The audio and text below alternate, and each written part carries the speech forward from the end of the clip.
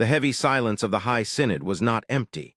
It was pressurized, thick with the weight of a billion sentenced souls, a silence that pressed against the auditory receptors of the assembled delegates like the crushing depths of a gas giant's core.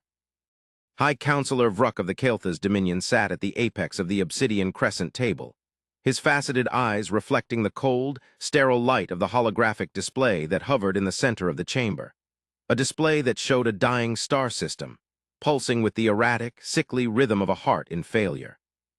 The air in the chamber was recycled, scrubbed of all organic scent, yet Vruck could smell the fear, the distinct, acrid pheromones of the younger species, and the dry, dusty scent of the elder race's indifference. This was the citadel of eternal vigilance, the political center of the known galaxy, a fortress of bureaucracy built to maintain order, yet today it felt less like a seat of governance and more like a mausoleum for the living. The debate had raged for 3 solar cycles, a circular, grinding argument that had stripped away the veneer of diplomatic courtesy to reveal the raw, jagged bone of pragmatism underneath.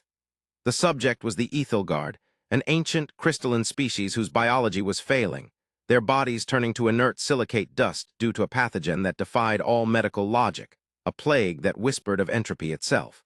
The Synod had voted. The logic was sound, mathematically perfect, and utterly devoid of spirit. Quarantine, isolation, abandonment.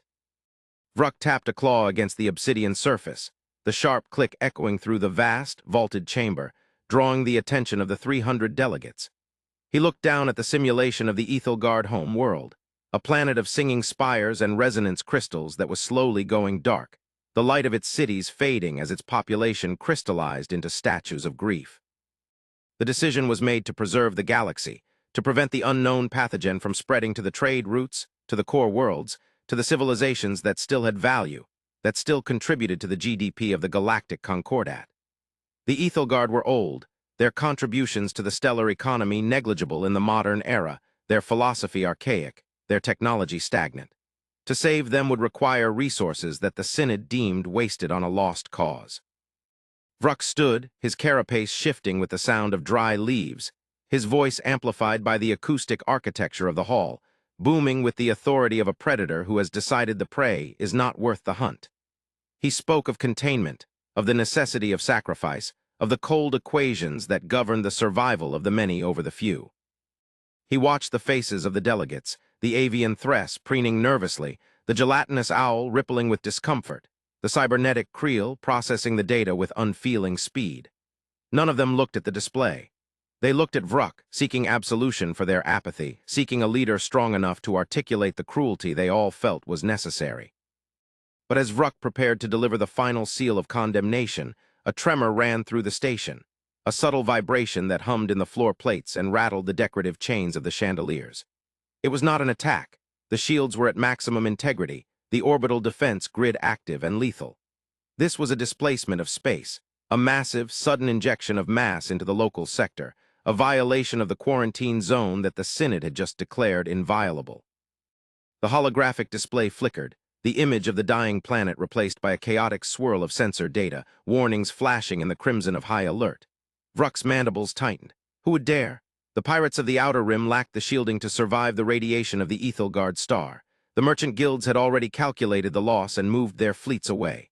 The screen stabilized, resolving into a tactical plot that made the breath catch in Vruck's throat. Ships. Not a few, not a raiding party, but a procession. A river of alloy and engine fire pouring out of subspace with a precision that bordered on the supernatural. They were blocky, utilitarian, lacking the elegant curves of the Concordat aesthetic or the terrifying spikes of the Caelthas warships. They were ugly, brutalist things, scarred by cosmic radiation, painted in matte grays and industrial oranges, their hulls bristling not with weapons batteries, but with sensor arrays, grapple arms, and shield emitters of a caliber the Synod restricted to military flagships. Humans, whispered the delegate from the owl, the word oozing out like a curse. The chamber erupted into a cacophony of noise, 1,000 dialects shouting in outrage, confusion, and mockery. Humans, the upstarts, the species that had barely scraped its way out of the gravity well of its home world before nearly destroying itself, the species that the Synod had categorized as Level 3, potentially volatile, culturally fragmented. They were the scavengers of the galaxy, The ones who took the jobs the elder races deemed too dirty or too dangerous. The ones who patrolled the asteroid belts for scraps of ore, who terraformed the worlds too hostile for colonization. They were viewed as chaotic, emotional, prone to outbursts of illogical sentimentality and aggressive posturing. And now, they had breached the most strictly enforced quarantine zone in a millennium. Vruk slammed his hand down, demanding silence, his eyes fixed on the lead vessel of the human formation. It was a Leviathan, a sprawling mobile shipyard that dwarfed the Synod's own cruisers, its engines burning with a clean, blue-white fury that spoke of fusion reactors tuned to impossible efficiency. They were not responding to the automated hails. They were not slowing down. They were driving straight for the Ethelgard gravity well, straight into the heart of the plague. "Connect me," Vruk ordered, his voice cutting through the panic. "Override their comms. Tell them they are in violation of Galactic Law 884. Tell them they will be fired upon if they do not reverse course immediately." The technicians scrambled, their fingers flying across interfaces of hard light. The main screen flickered again, and the tactical map vanished, replaced by the bridge of the human command ship. It was not the pristine, sterile command center Vruk expected. It was dark, illuminated by the glow of monitors and the sparks of active repair crews working in the background. Cables hung from the ceiling like vines in a mechanical jungle. The crew was in motion, a chaotic ballet of focused activity, shouting orders, checking readouts, moving with a synchronized urgency that belied the apparent disorder. In the center of the chaos sat a man in a chair that looked more like a pilot's crash couch than a captain's throne. He was older, his hair the color of iron filings, his face a roadmap of stress and fatigue, etched with the deep lines of someone who has spent a lifetime staring into the void. He wore no dress uniform, no medals, just a heavy, insulated flight suit with a patch on the shoulder that Vruk could not read. He was drinking something from a battered metal flask, his eyes fixed on a data stream that reflected in his pupils. "Unidentified human vessels," Vruk boomed, projecting his voice to sound like the judgment of gods. "You have breached a Class 1 quarantine zone. You are risking the contamination of the entire sector. You will power down your engines and prepare for boarding and sterilization, or you will be vaporized. This is the will of the High Synod." The human captain didn't jump. He didn't even look up immediately. He finished swallowing, capped his flask, and slowly rotated his chair to face the pickup. His eyes were startlingly calm, pools of stillness in the frenetic activity of his bridge. There was no fear there, no arrogance, only a profound, weary determination that unsettled Vruk more than any threat.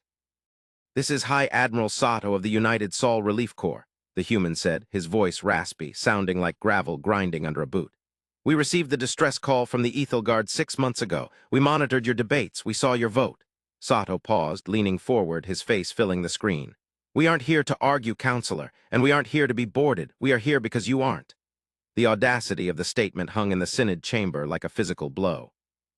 The humans had been watching. They had been listening to the deliberations of the elder races, judging them. Vruk felt a surge of indignation. "You are fools," Vruk hissed. "The Ethelgard are dying of a pathogen that deconstructs matter at a molecular level.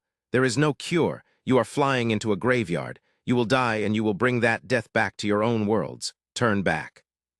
Sato looked at something off-screen, checking a readout, then looked back at Vruk with a gaze that felt like it was stripping the counselor's armor away. "We don't believe in no-win scenarios, counselor, and we don't believe in graveyards for the living. The Ethelgard are still broadcasting poetry. Did you know that? On the sub-ether bands. They're reciting their history. They aren't dead yet. And as long as they breathe, we act. Now get your grid off our backs or we'll walk right through it." Sato out. The screen went black before Vruk could respond. The audacity was paralyzing. The humans were not just disobeying, they were dismissing the authority of the Synod entirely. The tactical display returned, showing the human fleet splitting into a complex geometric formation. They weren't landing. They were surrounding the planet. The great industrial ships deployed massive pylons, miles long, which began to link together with beams of coherent light, forming a cage not of containment but of shielding. Smaller vessels, hundreds of them, dove into the atmosphere, their heat shields glowing white-hot. They were dropships, medical frigates, atmospheric processors. The Synod watched in stunned silence as the humans began to construct something in orbit, a megastructure of hasty, brilliant engineering. Vruk watched the energy readings spike. They were pumping energy into the planet's magnetosphere. They were artificially stabilizing the failing atmosphere. This was not a rescue mission. It was a planetary resuscitation. For days, the Synod watched. The debate died down, replaced by a morbid fascination. They expected the humans to go silent to succumb to the rot. They expected screams over the comms, the plea for extraction. Instead, they heard the calm, clipped voices of engineers and doctors. They heard the grinding of tectonic stabilizers. They saw the human ships taking damage from the corrosive atmosphere of the dying world, their hulls pitting and scarring, yet they did not retreat. They rotated ships out, patched them with hull foam and sheet metal in the void, and sent them back in. It was a display of stubbornness that defied all evolutionary logic. Why spend resources on a stranger? Why risk extinction for a species that offered no trade value, no strategic alliance? The philosophy of the humans was alien to the Synod, more alien than the Ethelgard themselves. The Kael'thas believed in strength. The Owl believed in fluidity. The Creel believed in efficiency. The humans seemed to believe in defiance. Defiance of death. Defiance of odds. Defiance of the natural order that said the weak must perish. Vruck found himself spending his sleep cycles in the observation dome, watching the distant sparkle of the human worklights around the Ethelgard world. He began to look deeper into the human data files, the restricted archives that the Synod usually ignored. He read their history, a tapestry of blood and war, yes, but also of impossible recoveries. He read about their natural disasters, how they would rush toward fire, how they would starve themselves to feed their enemies after a surrender. He read about their concept of honor, which seemed distinct from the Kael'thas' concept of glory. Glory was taken, honor was given. The humans were giving their honor to the Ethelgard. The breakthrough came on the 7th day. A transmission punched through the interference, not from the humans, but from the surface. It was faint, distorted by the atmospheric storms, but it was unmistakable. It was the harmonic resonance of an Ethelgard elder.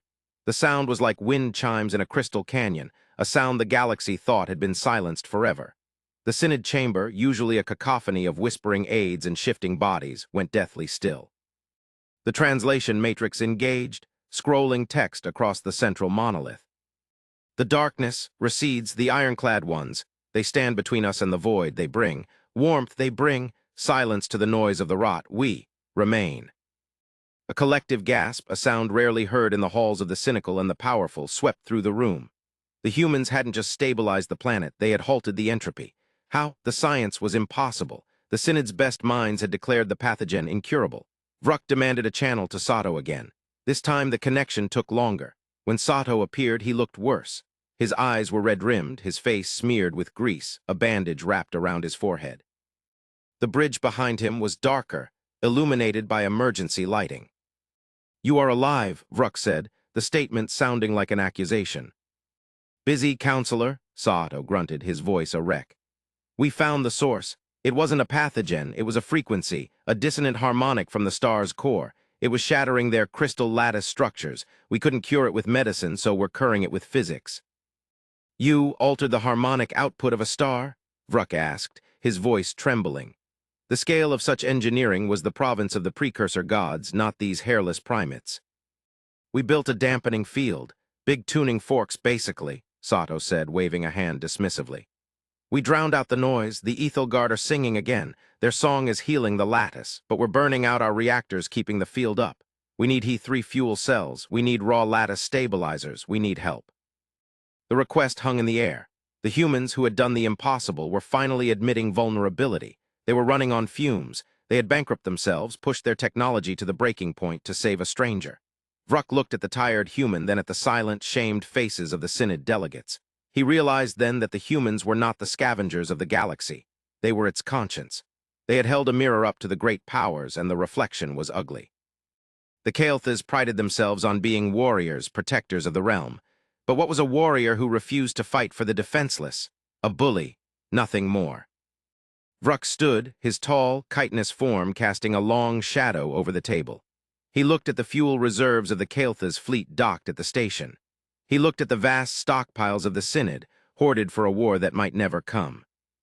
"Admiral Sato," Vruck said, his voice changing, losing the bureaucratic rasp, gaining the deep, resonant thrum of a war leader.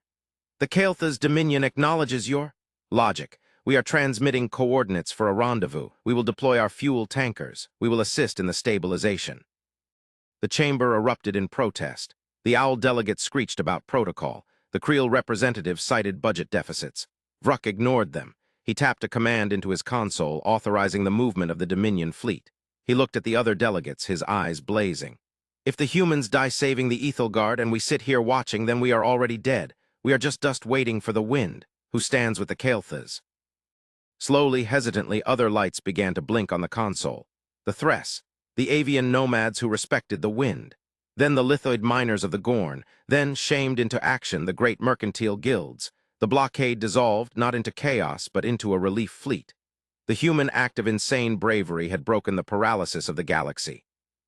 The weeks that followed changed the political landscape of the sector forever. Human engineers worked side by side with Caelthas shock troops who hauled heavy machinery. Owl biosculptors worked with human field medics to repair the shattered bodies of the Ethelgard. The humans were the conductors of this symphony, their rough, improvised style meshing strangely well with the refined, specialized tech of the elder races.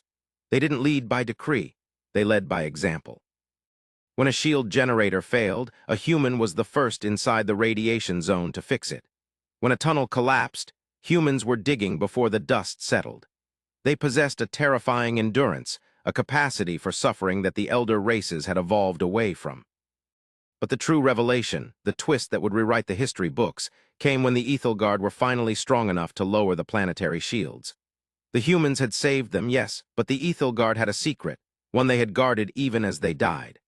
They invited Sato, Vruk, and a select few down to the surface, to the great spire of Orem, a structure that resonated with the heartbeat of the planet. The surface was a wonderland of refracting light, the air filled with the chiming of the living crystals. The Ethelgard were tall, translucent beings, light flowing through them like liquid. The High Singer, a being of immense age, led them deep into the catacombs beneath the spire. The walls here were not crystal, but something older, a dark, matte metal that absorbed the light. The humans touched it with reverence. It was precursor tech, but not just a ruin, it was a machine.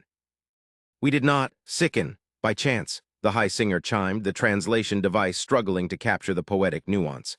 The dissonance, the noise from the star, it was not natural, it was a knock at the door.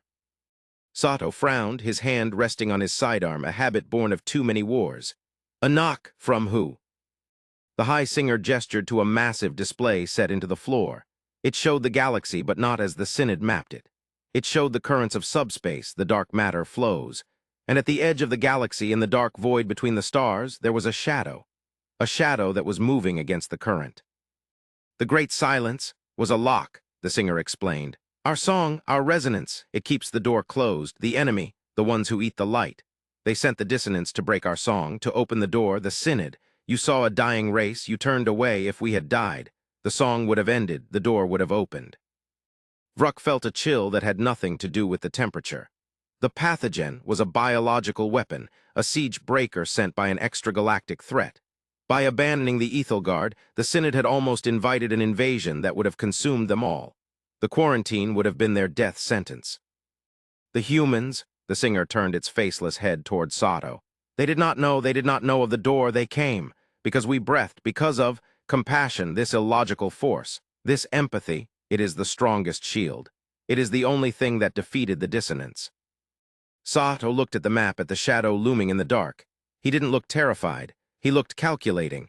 He looked like he was already planning the logistics of the next impossible job. He looked at Vruk. Looks like you guys have a bigger problem than a quarantine zone, Sato said quietly. Vruk looked at the human, really looked at him. He saw the scars, the exhaustion, the fragility of the flesh, but beneath it he saw a spine of steel. The humans were not guardians because they were powerful. They were guardians because they refused to accept that the dark was inevitable. The Synod had spent 1,000 years building walls to keep the galaxy safe, but walls crumble.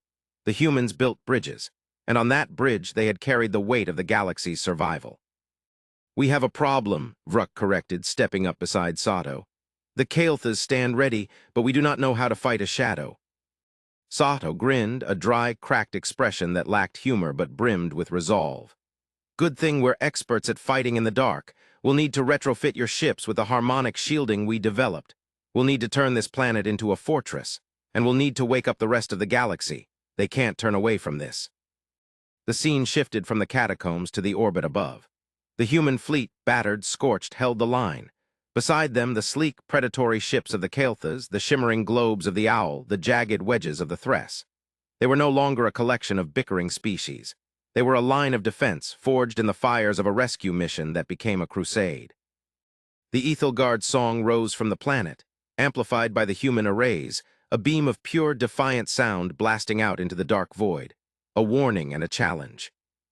As the galaxy turned away, humans rose. They rose not to conquer, but to catch the falling. And in catching the Ethelgard, they had caught the edge of the abyss itself. The last of them still breathed, and because they breathed, the galaxy had a fighting chance. The shadow in the void paused, perhaps sensing that the lock was not broken, but reinforced with a new alloy, an alloy of ancient song and human stubbornness. The war was coming, but for the first time in eons, the galaxy was not afraid. For the Guardians stood watch, and they were the most terrifying thing the Dark had ever encountered. They were kind. Vruk stood on the bridge of his flagship, watching the human repair crews spacewalking on his own hull, fixing a breach with their primitive welders. He tapped his claw on the armrest, a rhythm that matched the Ethelgard song. He opened a channel to the High Synod, to the politicians who were still debating the cost of the relief effort. "This is High Counselor Vruk," he said, his voice echoing with a new, dangerous calm.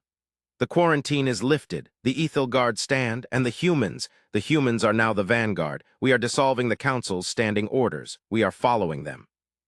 "Following them?" a voice squawked from the speaker. "To where, Counselor?" Vruk looked out at the stars, at the infinite black, and then at the small, ugly human ship leading the formation. "To the front line," Vruk said. "We are going to make sure the rest of them keep breathing." The transmission cut. The fleet turned, engines flaring in unison, a million points of light against the encroaching dark. The silence of the galaxy was over. The age of the Guardians had begun. The implications of the alliance rippled outward faster than the news of the Ethelgard's survival. The cultural shockwave was immense. On 1,000 worlds, the footage of human engineers shielding alien children from plasma storms played on loop. It dismantled the carefully cultivated narrative of the elder races, the idea that the civilized galaxy was a hierarchy of worth, where the ancient and powerful dictated the value of the young and weak. The humans had shattered that hierarchy not with weapons, but with a toolbox and a refusal to walk away. It was a philosophical conquest. Young Kael'tha's warriors began to emulate human salute gestures.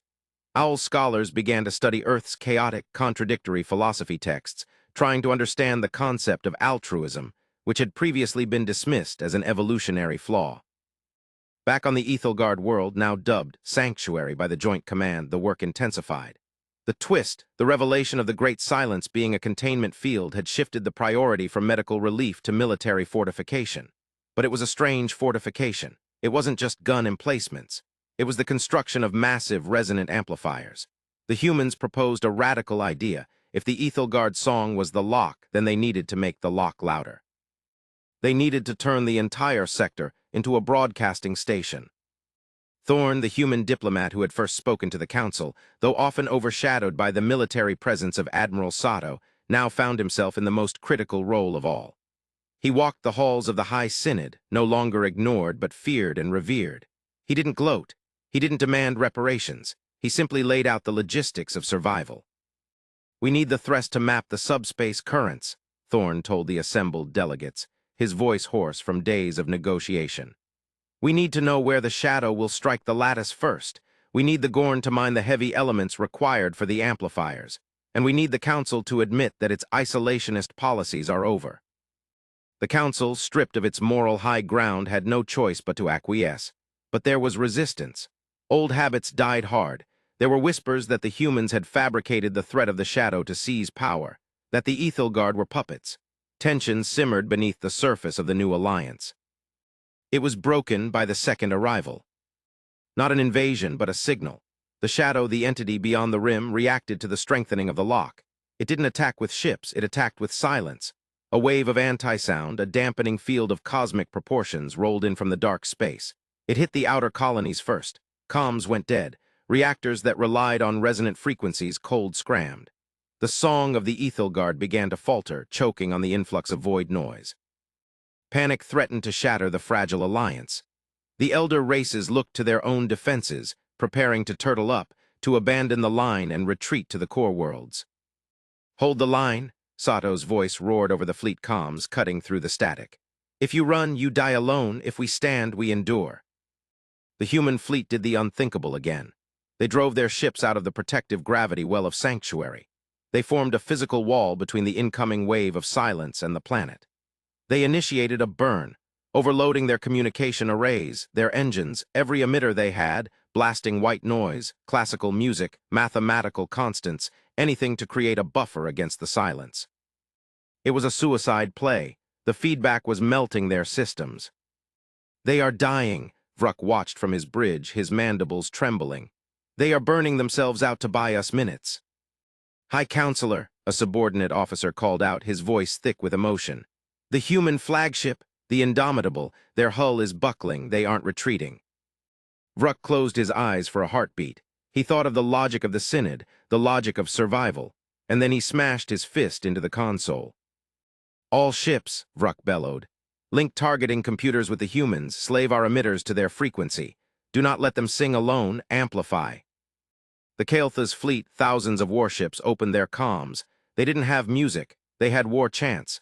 They had the rhythmic stomping of the legions, they broadcast it. Then the owl joined in, adding the liquid harmonies of their oceans. The Thress added the whistling of their high-altitude winds. The galaxy screamed. It was a cacophony, a discordant, chaotic, beautiful roar of life refusing to be silenced.